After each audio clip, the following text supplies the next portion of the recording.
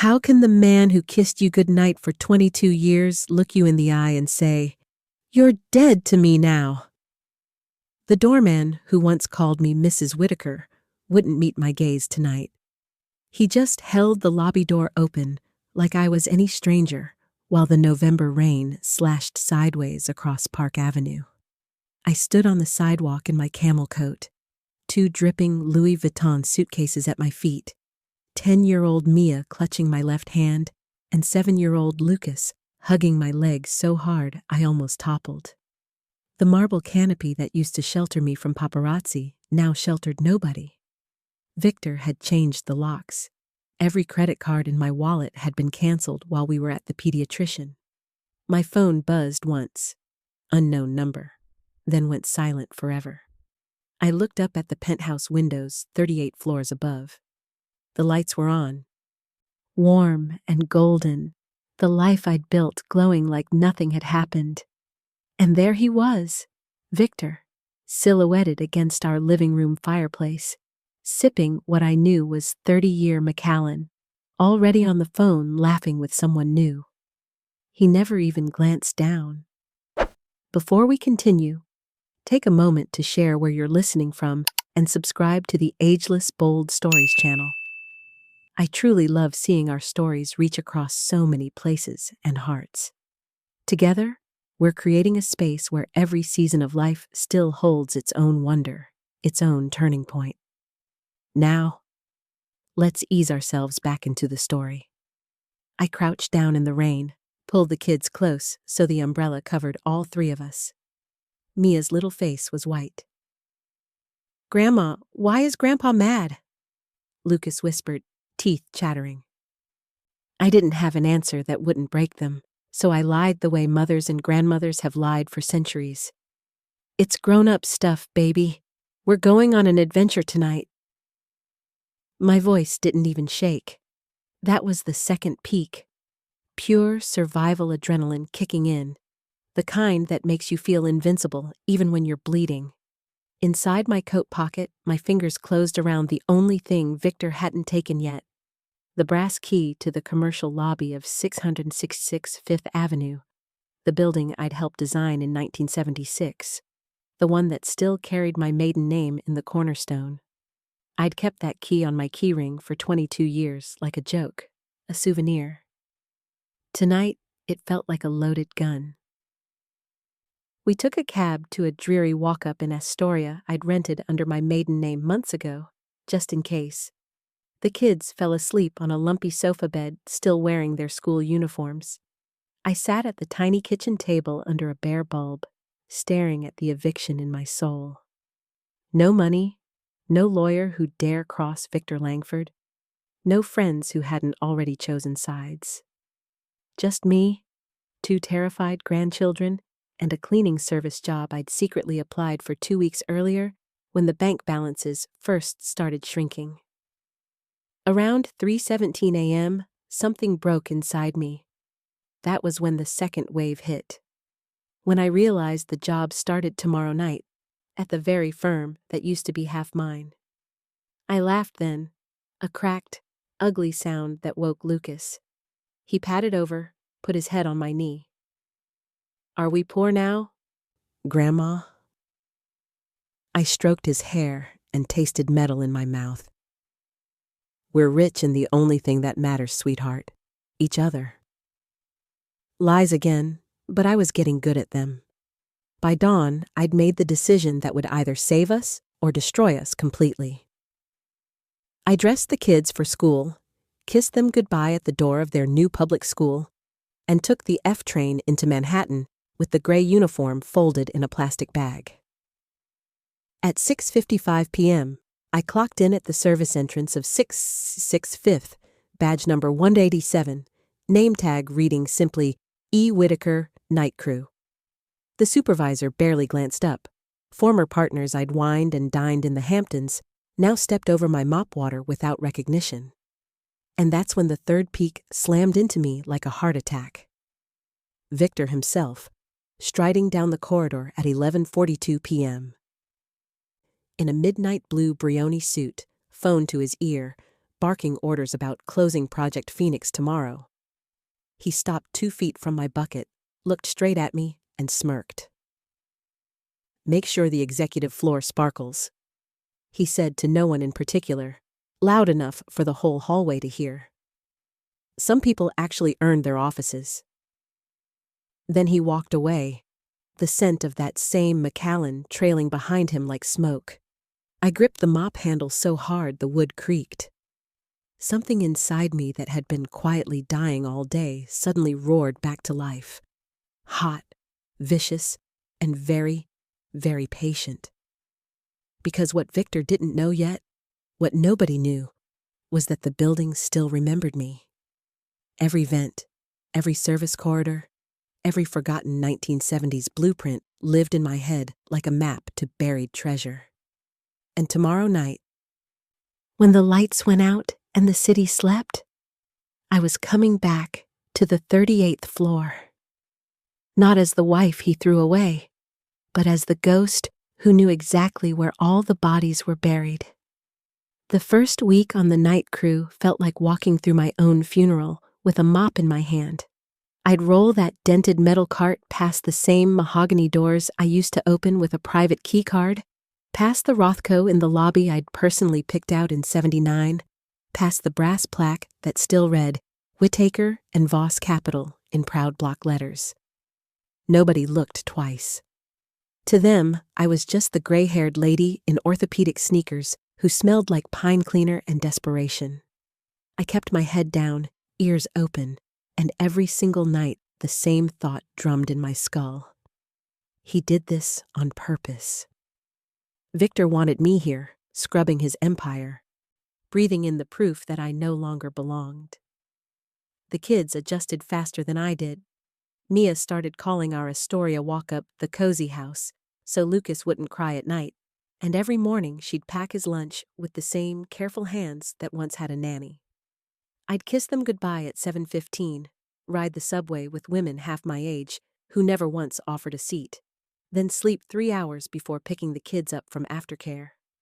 By 6 p.m., I was back in the gray uniform, hair twisted into a knot so tight it gave me headaches. Pride tasted like copper pennies I kept swallowing. The real knife twist came on my 9th shift. I was on my knees in the executive corridor, waxing the marble until I could see my own haggard reflection, when the elevator dinged. Out stepped Victor, arm around a redhead who couldn't have been 30. Both of them laughing like they owned the air itself. He saw me instantly, didn't flinch, just slowed his walk so I'd have time to feel every second of it. "Look who's making herself useful," he said, voice dripping with fake surprise. The redhead giggled, confused, then caught on and giggled harder.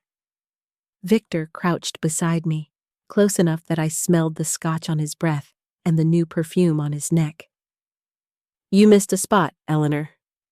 He tapped the marble with one polished shoe, right next to my hand. "Standards, darling, standards." I didn't look up, couldn't. If I met his eyes, I'd either scream or swing the buffer like a baseball bat, and either one would land me in jail with the kids in foster care by morning. So I kept circling the wax in slow, perfect figure eights, while my heart slammed so hard I thought the floor would crack. He straightened, amused. "Keep it shiny. Big meeting tomorrow night, very big." Then, almost gentle, like he was doing me a favor, "Don't be late." The redhead tugged his arm. "Who's the cleaning lady?" Victor never broke stride. "Nobody important." They disappeared into his private elevator. The doors closed on their laughter, and the corridor went dead quiet except for the low hum of the machine in my hands. That was the night the rage finally crystallized into something sharp and useful. I finished the floor until it gleamed like a skating rink, then wheeled my cart to the supply closet on 38, the one nobody used anymore because the executive wing had been renovated twice since I left. Inside, behind the industrial shelves of bleach and paper towels, was a narrow metal door most people thought was a janitor's chase. It wasn't. It was the original 1976 service hatch I'd insisted on when the building was still raw concrete and rebar. I still had the key. I waited until the floor was empty, heart jackhammering louder than the ventilation system. The key slid home like it had been waiting 22 years for this exact moment. The door opened with a soft sigh onto a dark, dusty corridor that ran behind the walls like a secret vein. I stepped inside, pulled the door almost shut behind me, and just stood there breathing in decades of dust and possibility. Because Victor wasn't the only one who knew how to plan ahead. I'd spent the last 2 weeks mapping every shift change, every security camera blind spot, every late-night habit of the guards. I knew Victor worked until 1 or 2 a.m. when he was closing a deal. I knew his assistant Camille, pretty, scared, always rubbing fresh bruises under her sleeves, left exactly at 7 sharp, eyes red from crying. I knew the executive conference room had a dropped ceiling panel directly above the credenza that no one ever checked.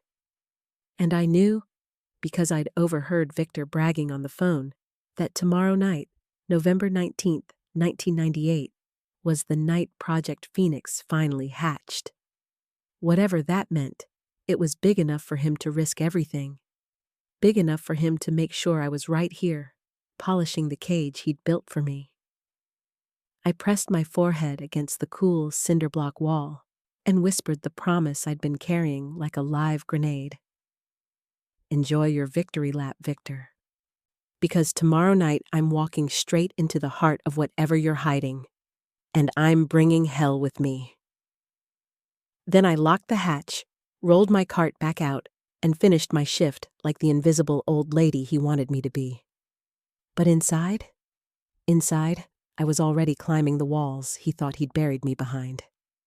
November 19th, 1998. The city was locked in a hard, early freeze, the kind that turns your breath into ghosts and makes the sidewalks crack like old bones. I clocked in at 6:30, same as always, badge 187 clipped to the gray uniform that still felt like a prison jumpsuit. My hands shook while I signed the log, because tonight wasn't about waxing floors. Tonight was the night Victor's big meeting happened, the night Project Phoenix hatched, whatever the hell that meant. I'd spent 2 weeks turning into a ghost in my own building, and now the ghost was ready to haunt. I was on 38, polishing the brass rails outside the executive suite, when Camille came flying around the corner like the devil himself was on her heels. 26 years old, eyes swollen, lipstick chewed off, sleeves tugged down over fresh purple fingerprints on her wrists. She saw me and almost collapsed. "Mrs. Whitaker, inside now!" she hissed, voice cracking. She grabbed my sleeve with fingers ice cold and dragged me toward the men's executive washroom nobody used after 8. She locked the door, shoved me into the maintenance closet at the back, and wedged a mop handle through the handles so no one could open it from the outside. "Listen through the slats and don't breathe loud," she whispered, tears streaking her cheeks. "Whatever you hear, don't move until I come get you. Please." Then she was gone. I crouched in the dark, knees screaming, heart trying to punch its way out of my chest. The closet wall had old ventilation slats that looked into the private conference room next door.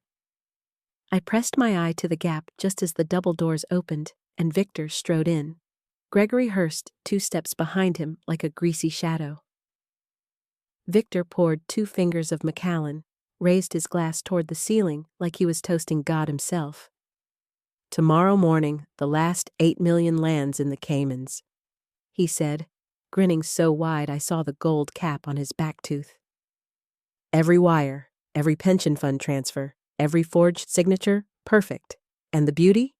All of it signed by the one person nobody will ever believe is innocent." Gregory chuckled, flipping open a thick folder. "Eleanor Whitaker, managing member and sole signatory of Phoenix Advisory Group. Cute touch putting the company in her maiden name. Makes it look like she never trusted the Langford brand. Victor laughed, the same laugh that used to charm rooms full of senators.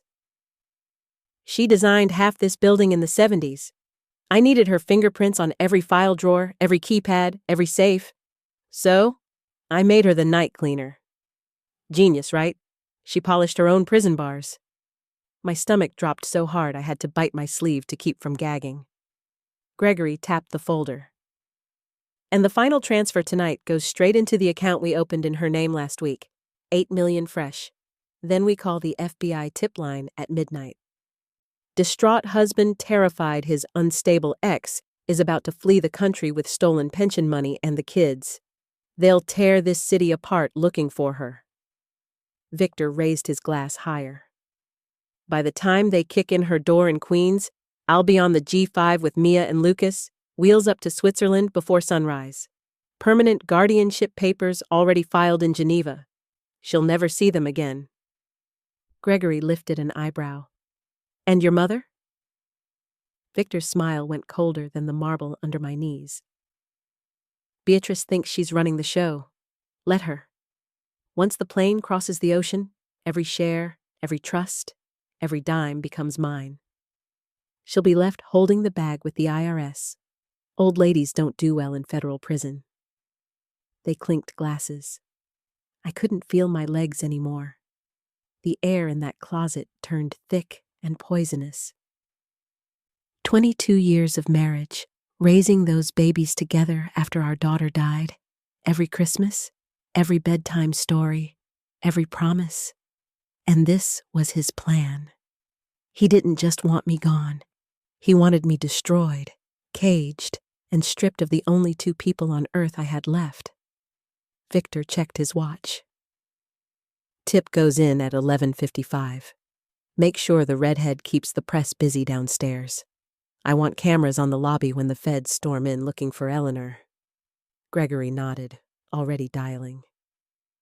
I was still frozen when the conference room lights clicked off and their footsteps faded. Then the closet door rattled hard.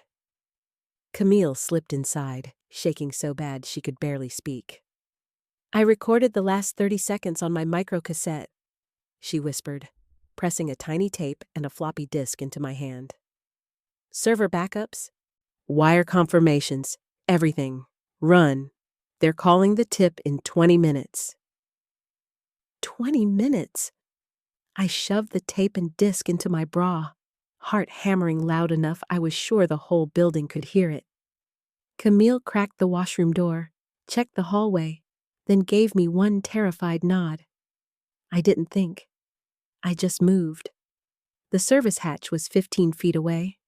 I flew to it, key already in my fist, praying the lock hadn't been changed since '76. It hadn't. The door sighed open into the black service corridor I knew better than my own reflection.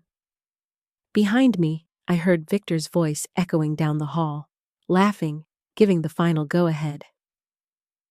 I pulled the hatch almost shut, left it open 2 inches so I could breathe, and crouched in the dark with sirens already starting to wail somewhere down on 5th Avenue. 20 minutes to become the most wanted woman in New York. 20 minutes to decide if I was going to disappear or come back swinging. The service corridor smelled like rust and old money, the same way it had the day the building opened. I knew every inch of it blind. The narrow catwalk above the elevator shafts, the rungs that dropped into the sub-basement, the forgotten freight door that opened onto 53rd Street. My knees screamed, my lungs burned, but I moved like I was 30 again, like the kids' lives depended on it, because they did. Behind me, red and blue lights started strobing through the lobby windows 38 floors down. The FBI was already inside. I could hear the crackle of radios, the shouts of, "Clear!" echoing up the stairwells. Victor had timed it perfectly. By now, they'd have my name, my face, the forged passport photo he'd planted in the system, and 8 million reasons to shoot first. I hit the sub-basement running, shoes slipping on wet concrete. The freight door stuck, Hadn't been opened since Giuliani was mayor. But I threw my shoulder into it and tumbled out into the alley behind the building. November wind slapped me so hard my eyes watered. Trash steam rose from the grates like ghosts. I yanked the gray uniform smock over my head, turned it inside out so the reflective stripes didn't flash, and stuffed it in a dumpster. Underneath, I still had the black turtleneck and slacks I'd worn to work. Good enough to disappear. I needed a phone, a payphone, anything. I cut across 53rd, head down, collar up, weaving between yellow cabs that never slowed. My hands were shaking so bad I could barely hold the floppy disk and cassette Camille had risked everything to give me. Proof. Real proof. But proof didn't mean a damn thing if I got tackled on the sidewalk before I could use it. I found a working payphone outside a Korean grocery on Lexington, dropped my last quarter, dialed the only number I knew would still pick up this late. Sal Moretti, the voice growled. It's Eleanor Whitaker, I said, voice raw. Your old partner's wife. I need to come in from the cold. Silence, then a low chuckle that sounded like gravel in a blender. Victor finally did it, huh? Get your ass to Red Hook, Pier 41. You got 30 minutes before the whole city's looking for you. Click. I hung up and stared at my reflection in the payphone glass.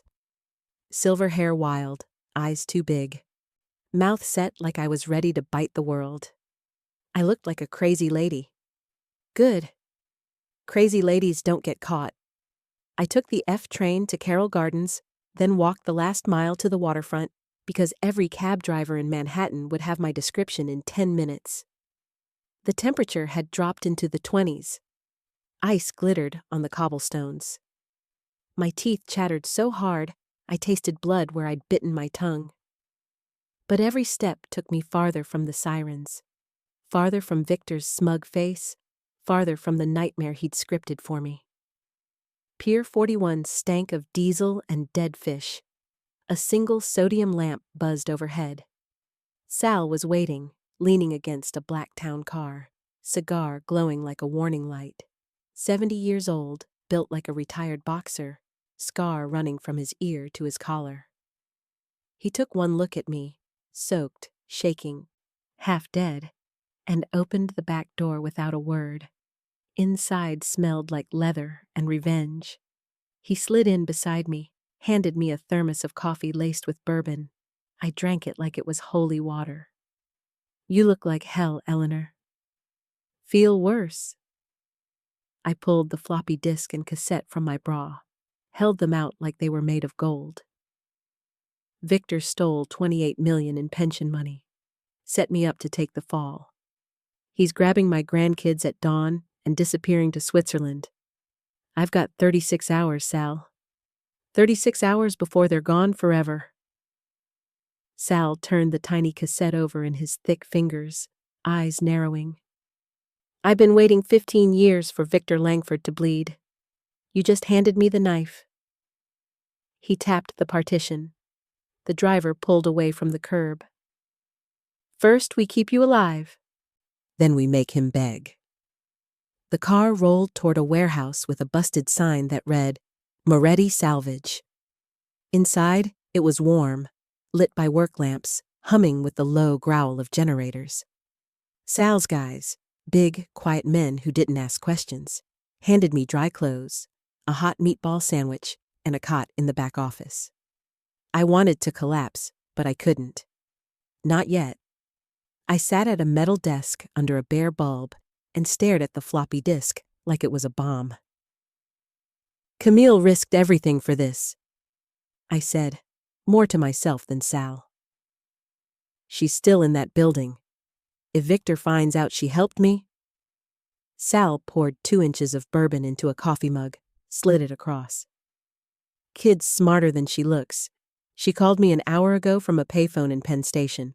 She's on her way here now. Said she's done being his punching bag. I closed my eyes. Relief and guilt hit me at the same time. Another life I'd dragged into the fire. Sal leaned against the desk, arms folded. Tomorrow night's the Blackstone Gala at the Waldorf. Every crook in a tux will be there, Victor included. Your husband loves an audience. We're gonna give him one he'll never forget. I looked up. What do you have in mind? He smiled, slow and mean. We're gonna bug the son of a bitch. Record every word. Then we're gonna turn his own mother against him because the one thing Beatrice Langford hates more than losing money is losing control. I took a long pull of the bourbon. It burned all the way down and lit a fire in my belly that had nothing to do with alcohol. Outside, the East River kept rolling, black and cold and endless. Inside, 2 old enemies and 1 terrified secretary were about to declare war. 36 hours. I had 36 hours to become the most dangerous grandmother in New York, and God help anyone who stood between me and those babies. Red Hook, 4:17 a.m. The coffee had gone cold and the bourbon was a warm memory, but I couldn't feel my feet and I still hadn't slept. Sal's warehouse office looked like a war room. Maps of Manhattan pinned to the wall, burner phones in a row, and a clunky 1998 laptop humming, while one of his guys tried to pull whatever was on Camille's floppy disk. Camille herself sat on a folding chair wrapped in a mover's blanket, eyes red, sipping cocoa like it was the only thing holding her together. I was pacing in borrowed sweatpants and Sal's dead brother's old NYU hoodie when the laptop finally beeped. The tech, a kid who couldn't be more than 22, whistled low. Jackpot. Wire transfers, forged charters, scanned signatures, even has the Cayman routing numbers. This is enough to put somebody away for 20 years. I stopped pacing. Only if we live long enough to hand it over. Sal crushed his cigar in a coffee can. Which is why Plan A is dead. Feds are already tearing the city apart looking for you. We go straight to them, they lock you up till trial. Kids still disappear on that G5 tomorrow night. Camille's voice cracked. So what do we do? I looked at the only photograph still hanging on the warehouse wall. Sal and Victor shaking hands in 1983, arms around each other, grinning like wolves who hadn't started eating each other yet. I took it off the nail, turned it over, and there, in faded ink, was an address I hadn't seen in 15 years. Beatrice Langford, 927 East 86th Street. I tapped the glass. We go to the one person Victor's terrified of disappointing. His mother. Sal barked a laugh. Beatrice? She'll feed you to the wolves herself. Maybe, I said. Or maybe blood really is thicker than water, and she doesn't know her precious son is planning to leave her penniless in a federal prison jumpsuit. Camille's eyes went wide. You're going to her apartment? Now? Sun's coming up in an hour. She still takes breakfast at 7:30 sharp. If I'm going to sell this, I have to do it while she's in her silk robe and pearls, before Victor wakes up and spins his version. Sal stared at me like I'd lost my mind. You walk in there soaked and half crazy, she'll call the cops herself. I pulled the cassette tape from my pocket, the one Camille recorded in the conference room. Then I better make her listen first. By 6:40, I was in the back of Sal's town car, hair twisted into a knot, wearing a black coat he dug out of Lost and Found that almost fit. Camille had done my makeup with a drugstore compact, just enough to hide the bruises of the last 24 hours. I looked like a wealthy widow on her way to a funeral. Perfect. We stopped 2 blocks from 86th and Park. Sal handed me a tiny .38 revolver in a Ziploc bag. Insurance, he grunted. I left it on the seat. If I walked into Beatrice Langford's apartment carrying a gun, the doorman would have me in cuffs before I hit the elevator. The lobby smelled like lilies and old money. The night doorman recognized me. He'd worked there since the kids were toddlers, and his mouth actually fell open. I put a finger to my lips, slipped him a folded 100 from Sal's roll, and walked straight to the private elevator that only went to the top floor. The doors closed on 30 years of muscle memory. I used to bring the babies up here for Sunday brunch, Mia on my hip, Lucas in his stroller. Now the mirrored walls showed a woman I barely recognized. Gray hair, hollow cheeks, eyes that had seen hell and come back mean. The elevator opened directly into Beatrice's foyer. Mahogany paneling, a chandelier the size of a Buick, and the faint scent of white diamonds perfume that could choke a horse. Beatrice was already at the breakfast table in a peach silk robe and 3 strands of pearls, silver hair perfect, reading the Wall Street Journal like the world still belonged to her. She lowered the paper slowly when she saw me dripping melted snow onto her Aubusson rug. "Eleanor!" Her voice could have frozen gin. How theatrical. I didn't wait for an invitation. I walked straight to the table, pulled out the chair across from her, and sat like I still belonged there. "I'm not here to beg, Beatrice. I'm here to save your ass." She arched one perfect eyebrow. "My ass is perfectly comfortable, thank you." I slid the cassette across the damask tablecloth. "Play this, then decide if you still feel comfortable." She stared at it like it might bite her, then rose with the grace of a woman who'd never had to hurry in her life. Walked to the credenza, opened the drawer, took out a Sony Walkman the size of a brick, and popped the tape in. Hit play. Victor's voice filled the room, drunken, cruel, laughing about leaving his mother holding the IRS bag while he drank champagne in Zurich. Beatrice Langford listened without moving a muscle. Only the tightening around her eyes gave her away. When the tape clicked off, she stood there for a long time, hand on the pearls like a rosary. Finally she spoke, soft as a scalpel. "That ungrateful little bastard." Relief flooded me so hard my knees almost buckled. She believed it. She turned, eyes glittering. Victor has always been impulsive. I designed Project Phoenix to clean up his messes, not to let him cut me out. She picked up the cassette, crushed it in her manicured fist.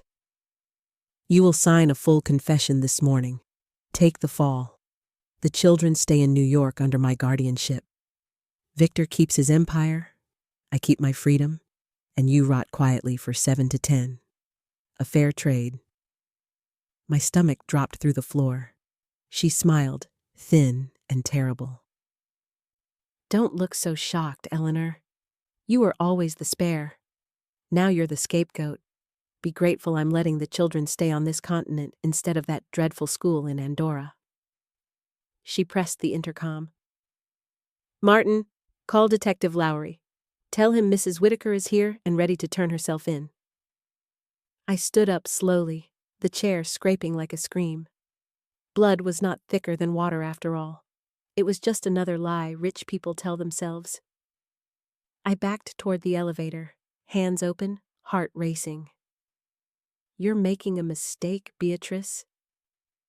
"No, darling," she said, already pouring fresh coffee like the conversation was over. "You made the mistake of thinking family means anything when there's money on the table." The elevator doors opened behind me. 2 uniformed officers stepped out. I had maybe 5 seconds. I smiled the sweetest smile I had left. "Enjoy your breakfast, Beatrice. Something tells me it's your last one as a free woman." Then I did the only thing left. I ran. The elevator was too slow, so I bolted for the service stairs, taking them 3 at a time like I was 40 instead of 62. My knees screamed, but terror is a hell of a painkiller. Behind me, the cops shouted, heavy boots pounding marble. I hit the lobby doing 40 miles an hour, blew past the shocked doorman, and burst out onto 86th Street just as the sun cracked over the East River, bloody and cold. I had no plan, no money, no phone, just the floppy disk taped under my left breast and the kind of rage that keeps a woman moving when her body wants to quit. I cut west through Carl's Schurz Park, jumped the fence into the FDR service road, and flagged the first gypsy cab that looked like it had seen worse mornings than this one. The driver took one look at my wild eyes and didn't ask questions when I barked, "Red Hook now, $100 cash when we get there." We flew down the parkway doing 80, sirens fading behind us. Sal's warehouse door rolled up the second we screeched into the yard. Camille was pacing the loading dock like a scared cat. When she saw me alive, she ran straight into my arms and sobbed into my neck. Sal just raised an eyebrow, handed me a mug of coffee strong enough to strip paint, and said, "So the old witch picked her cub, huh?" "Picked him and tried to feed me to the wolves," I said, voice raw. "We're out of time. Victor's jet leaves Teterboro tomorrow night. We've got one shot left." Sal lit a fresh cigar, studied the smoke like it was telling him the future. "Blackstone Gala, tonight. Every crook with a tux and a 7-figure checkbook will be at the Waldorf. Victor never misses a chance to preen." I nodded, already seeing it. I get inside, plant a recorder on him, catch him bragging about screwing his own mother. Then we hand the tape to the one person who can stop the plane. Beatrice. She'll tear him apart to save her own skin. Camille wiped her face. "How do we get you in? You're the most wanted woman in New York." Sal grinned around the cigar. "I got a catering company owes me favors. Big ones." By noon, I was in the back of a panel van parked behind the Waldorf, getting turned into somebody else. A makeup girl from Sal's nephew's theater company worked miracles with contour, and a platinum wig cut severe and short. The caterer's uniform was black slacks, crisp white shirt, and a bow tie tight enough to remind me I was still breathing. They gave me a name tag that read, "Maria. Nobody looks twice at the help." Camille handed me the recorder, a microcassette the size of a matchbox, wired to a transmitter that looked like a stick of gum. Battery life 2 hours. Range a 1/4 mile. Sal's guy in the van would record everything. "Put it in his breast pocket when you serve him champagne," Sal said. "He'll be half drunk and showing off. Perfect." I stared at my reflection in the cracked mirror. The woman looking back had cheekbones sharp as switchblades and eyes that had stopped asking permission a long time ago. "One more thing," I said. I pulled the floppy disk from its hiding place, handed it to Camille. "If I don't walk out of that ballroom tonight, you take this straight to the U.S. Attorney's office on Center Street. You tell them Eleanor Whitaker is ready to trade everything she knows for her grandchildren. You do not wait. You do not trust anyone else. Promise me." Camille's lip trembled, but she nodded. Sal walked me to the service entrance himself. The Waldorf's back corridors smelled like lobster bisque and panic. He stopped just before the kitchen doors, put both hands on my shoulders. "Listen to me, Eleanor. You're not the society wife anymore. You're not the cleaning lady. Tonight, you're the woman who gets her babies back. Whatever it takes." I swallowed hard. "Whatever it takes." He squeezed once, then let go. I stepped through the swinging doors into a hurricane of stainless steel and shouted orders. Trays of champagne flutes gleamed under the lights like 1,000 little weapons. I lifted one, balanced it on my palm the way I used to balance crystal at charity auctions, and walked out into the ballroom like I owned the night. The chandeliers were blazing. The orchestra was playing something slow and expensive. And there, dead center under the biggest chandelier, stood Victor in black tie, arm around a blonde who wasn't his wife, laughing loud enough for the whole room to hear how untouchable he was. I felt the bow tie tighten around my throat like a promise. 30 feet away, Beatrice Langford sat at the head table in ice blue silk and diamonds, watching her son, with the proud smile of a woman who still believed she held all the strings. They had no idea the strings were already cut. I started across the marble floor. Tray steady, pulse roaring in my ears.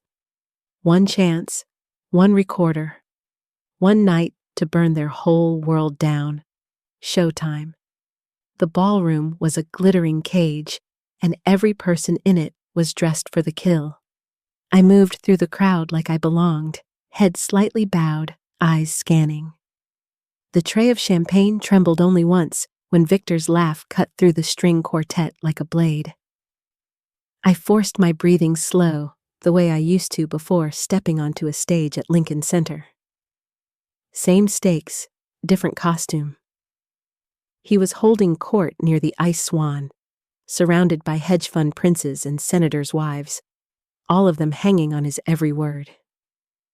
Beatrice sat 10 feet away at the head table, diamonds flashing every time she lifted her glass. Watching her son the way a lioness watches a cub, she's already decided to eat later. I angled toward Victor's circle, offering flutes with the soft, "Champagne, sir?" I'd practiced in Sal's warehouse until it sounded bored instead of terrified. One by one, the men took glasses without looking at me. Victor reached last, fingers brushing mine as he lifted a flute.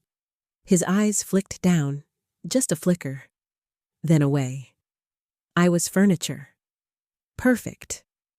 That's when I saw the pocket, inside breast pocket of his tuxedo jacket, gaping open because he was gesturing with the other hand. The recorder was already palmed against the bottom of the tray, no bigger than a book of matches. I tilted the tray just enough to hide my left hand, leaned in like I was steadying it, and let my knuckles graze the silk lining. 1 heartbeat. 2. The recorder slid home like it was greased. I stepped back, bowed my head, and melted into the crowd before he'd even taken his first sip. My pulse was a freight train, but I kept moving, circling the room, refilling glasses I hadn't been asked to refill, ears straining for the tiny red light in my earpiece that would tell me Sal was receiving. It blinked once. Twice. We were live. I was halfway to the service corridor when a hand clamped around my wrist like a manacle. Beatrice. Her grip was steel under the silk glove. She'd risen from her table without a sound and cut me off near the velvet drapes. "Maria," she said, reading the fake name tag with a smile sharp enough to shave with. "We need to talk." She didn't wait for an answer. Just steered me through a side door into the empty bridal suite, closed it with a soft click that sounded like a coffin lid. The room smelled like roses left too long in water. She released my wrist, folded her arms. "You're wearing the wrong shoes, Eleanor. Those orthopedic monstrosities you bought for the cleaning crew. I never forget footwear." I didn't bother denying it. "Let go of the act, Beatrice. I heard Victor last night. He's planning to strip you bare the second that plane crosses the Atlantic. You still want me to sign your confession and rot quietly while he dances on both our graves?" Her eyes narrowed to slits. "Family business stays in the family." "Then keep your family from kidnapping my grandchildren." A long beat. Then she reached into her clutch and pulled out a single sheet of heavy cream paper, folded once. "Sign," she said, voice flat. "Take the fall. 5 years, maybe 3 with good behavior. I'll make sure the children stay in New York, private schools, trust funds, the works.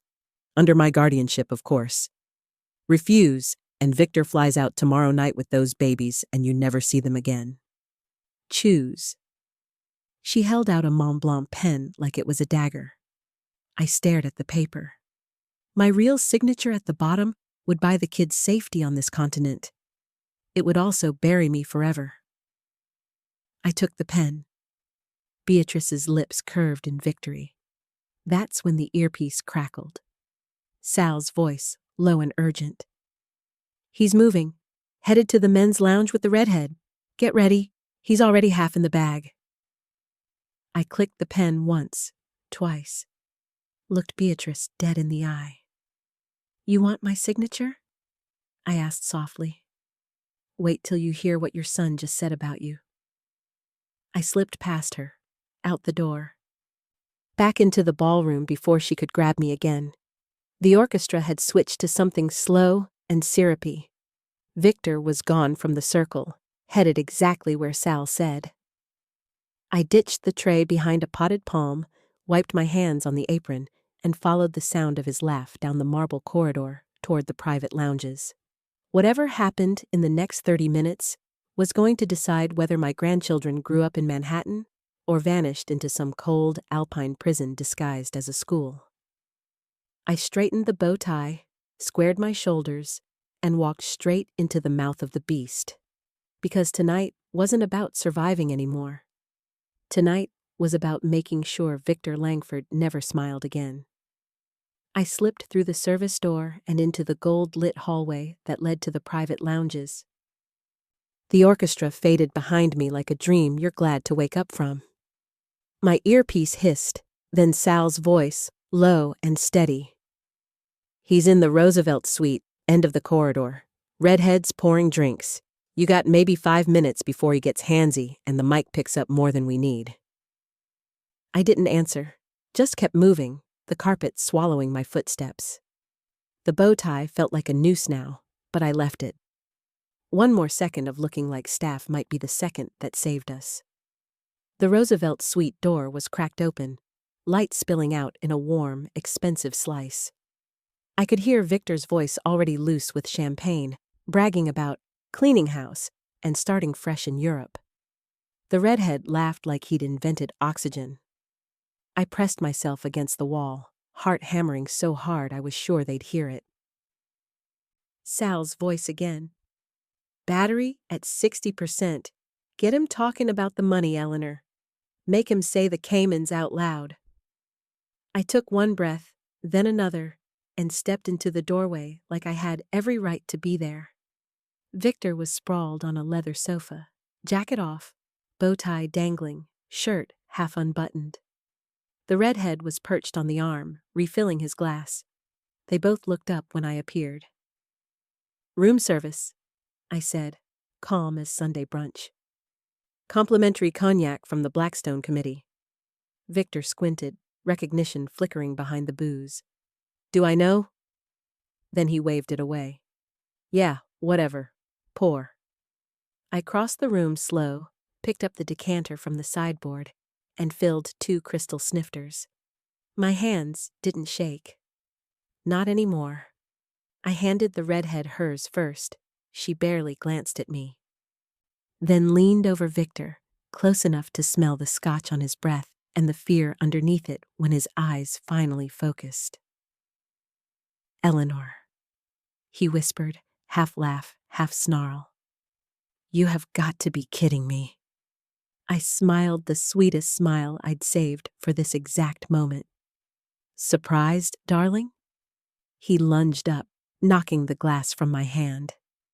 Cognac splashed across the Persian rug like blood. The redhead squeaked and scrambled backward. Victor grabbed my wrist hard enough to bruise. You're under arrest, you stupid. I didn't flinch, just leaned in until we were nose to nose. Careful, I said softly. Everything you say is being recorded right now. Liv, ask your mother how that feels. His face went the color of old paper. He let go like I'd burned him. I stepped back, smoothed my apron, and hit the tiny switch Sal had sewn into the cuff of my sleeve. The red light in my earpiece blinked steady, still transmitting. Say it, Victor, I told him. Say the part about leaving Beatrice broke while you sip champagne in Zurich. Say the part about putting my grandchildren in a Swiss boarding school they'll never leave.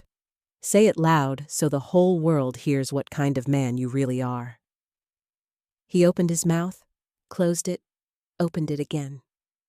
The redhead was staring like she'd walked into the wrong movie. From the hallway, came the sharp click of high heels on marble. Beatrice appeared in the doorway, face carved from ice, eyes locked on her son. Victor tried for a smile.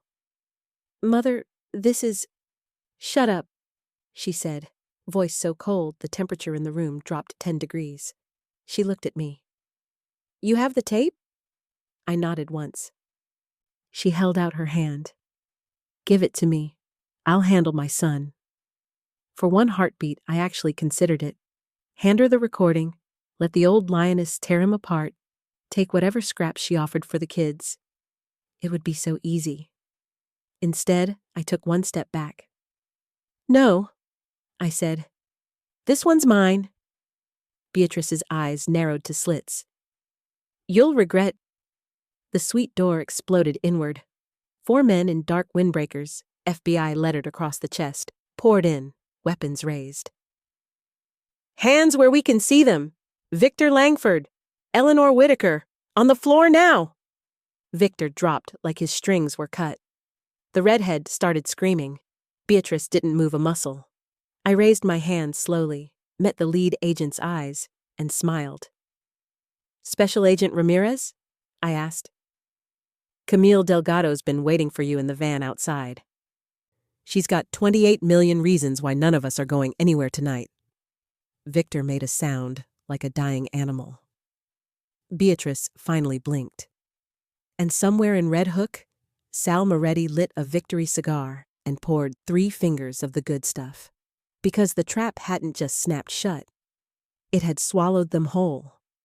The Roosevelt suite turned into pure chaos in about 6 seconds. Agents shouted. Victor screamed curses that would have made a sailor blush. The redhead was sobbing into a throw pillow, and Beatrice stood like a statue carved out of fury and Chanel No. 5. I just kept my hands up and my eyes on Agent Ramirez, the same woman who'd been on every TV screen for the last 36 hours saying Eleanor Whitaker was armed, dangerous, and probably halfway to South America by now. Ramirez's gaze flicked to the tiny transmitter clipped under my collar, then back to my face. Recognition hit her like a slap. "You're Whitaker." "Guilty," I said, calm as Sunday dinner. "But not of what you think. Check the van on 49th and Park. Black panel, New York plates ending 739. Camille Delgado's got the whole show on disc and tape. You'll want to see it before you cuff the wrong grandmother." Victor lunged from the floor, face purple. "She's lying! She did this! She—" An agent tackled him back down, knee in his spine, cuffs snapping on like applause. Beatrice finally moved, one step toward her son, voice low and deadly. "You disgusting little worm! You are going to leave me penniless?" Victor spat blood onto the rug. "You first, Mother. You taught me everything I know." Ramirez ignored the family reunion. Keyed her radio. "Team 2, check the panel van, 49th and Park. Bring the occupant in, gentle. We've got a live feed situation." I let my hands drop a fraction. "Agent, the kids, Mia and Lucas, are with Child Services right now at a precinct in Queens. Victor filed emergency custody papers yesterday. Get them released to me before he lawyers up and tries to fly them out anyway." She studied me for a long second, then nodded once. "Sit tight, Mrs. Whitaker." They marched us all out separately. Victor screaming, Beatrice silent and regal even with her wrists zip-tied, me walking between 2 agents like I was the Queen of England on her way to tea. Flashbulbs popped the second we hit the lobby. Somebody had tipped the press. Tomorrow's Post headline was already writing itself. They put me in an unmarked Crown Vic and drove me to 26 Federal Plaza. No cuffs, that was the first good sign. Inside the interview room, they uncuffed Beatrice in the next box. She never once looked at me through the glass, and sat Victor across from 3 stone-faced assistant U.S. attorneys who looked like they hadn't slept since the Clinton administration. Then Ramirez walked in with Camille. Camille looked like she'd been through a war, hair in a messy knot, eyes swollen, but chin high. She carried a banker's box full of floppy disks, cassette tapes, and printouts thicker than the Manhattan phone book. She set it on the table like it was the Holy Grail. "Special Agent Ramirez," she said, voice shaking but clear. "My name is Camille Delgado. For the last 3 days, I've been hiding in the Whitaker and Voss server room with a laptop and a 56K modem. Everything you need is right here. Every forged document, every wire transfer, every email where Victor Langford and Gregory Hurst planned to frame Eleanor Whitaker and flee with $28 million in stolen pension money. And," she pulled out one last cassette, "a full confession from Victor recorded 20 minutes ago at the Waldorf Astoria, admitting he intended to strip his own mother of all assets the moment his plane left U.S. airspace." The room went dead quiet. Ramirez looked at me, then at the box, then back at me. I just smiled, small and tired, and finally free. "Mrs. Whitaker," she said, "you're not under arrest. You're a cooperating witness. And because every single Phoenix advisory document lists you as sole managing member, congratulations. You just became the legal owner of $28 million that is now frozen pending forfeiture." Victor's howl from the next room was the sweetest music I'd heard in years. Beatrice finally cracked. Started screaming at the agents that it was all her idea, that Victor was too stupid to pull it off alone, that she'd been protecting the family name. The agents just kept recording. By sunrise, the headlines were screaming across every paper in the city. Pension fraud, scandal rocks, Wall Street, Langford dynasty, implodes, grandmother cleared, millions recovered. And in a quiet precinct in Queens, 2 little kids in footy pajamas were handed back to the only grandmother they'd ever known. I signed one document that morning.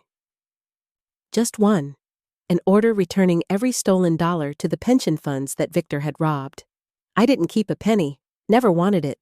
The only thing I took was my name back. And my babies. Spring 1999, the first really warm day in the city. The windows of the corner office on 38 were open wide, letting in the smell of pretzels and exhaust and new beginnings. The brass nameplate on the door now read, E. Whitaker, Chairman and CEO. The old Whitaker and Voss sign was gone, melted down, recast, reborn. The marble floors were the same, but the walls were lighter, the furniture clean-lined and honest, and the only photograph on the desk was me and the kids last month at Coney Island. Ice cream smeared on our faces, wind whipping our hair, all 3 of us laughing like we'd never been broken. I walked those halls every morning in a red suit that fit like armor, silver hair twisted up sharp enough to cut glass. The staff, most of them new, a few brave holdovers, nodded with real respect when I passed. They'd read the papers. They knew what I'd done. Some of them had been the ones who used to step over my mop water. They didn't step over anything anymore.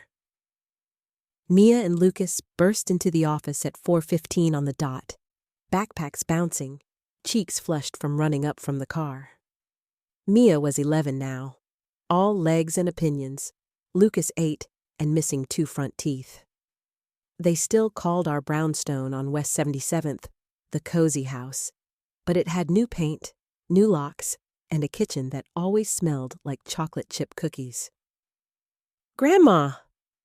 Lucas launched himself at me like a missile. I caught him midair, 63 years old, and I could still catch him, thank you very much. Mia wrapped her arms around both of us, and for a minute we just stood there in a tangle of arms and backpacks, and the kind of love that doesn't need words. The new assistant, Lena, 25, sharp as a tack, 0 tolerance for nonsense, poked her head in. "Package for you, Miss Whitaker, from Bedford Hills." I knew before I even opened it. Heavy cream envelope, Beatrice's spidery handwriting. Inside, a single sheet of prison stationery and a photograph of Lucas blowing out 8 candles on a cake I hadn't been invited to. The letter was short. "Eleanor, The boy looks just like my side of the family. It would mean the world if you brought them for his birthday next month. I am, after all, still his grandmother. Beatrice Langford, 99 G 0472. I read it twice, then handed it to Lena without a word. She glanced at it, lips tightening, and dropped it straight into the shredder. The photograph followed. The machine whirred like it was chewing bones. Anything else? Lena asked. Tell the prison visitor office that Eleanor Whitaker does not receive mail from that inmate, I said, voice steady as the marble under my feet. And if they call again, transfer them to legal. We're done. Lena smiled, small and fierce. Yes, ma'am. The kids didn't notice. They were already sprawled on the new sofa, arguing over who got the last cookie from the tin I kept stocked. I watched them, really watched them, and felt something loosen in my chest that had been knotted for years. Outside the window, Manhattan glittered in the late afternoon sun. Yellow cabs crawling like toys, the Empire State Building standing tall the way it had the day I first moved here in 1959 with a suitcase and a dream. I'd lost everything once. My name, my home, my reputation. Almost lost the only two people who ever truly belonged to me. But I'd come back, crawled through the dirt, bled in the dark, and took it all back piece by piece. The cleaning lady was gone. The scapegoat was dead. The woman who stood here now had built something honest out of the ashes, and nobody, no ex-husband in a federal jumpsuit, no mother-in-law counting days on a prison wall, would ever take it from us again. I walked to the window, rested my hands on the sill, and looked out over the city that tried to bury me. Then I smiled, slow, sure, and finally free. Because every inch of this view, every brick of this building, every laugh echoing down the hallway was mine now, and I had cleaned it all myself. If you enjoyed this story, please subscribe, like, and share, so I can keep creating more stories like this for you. Thank you.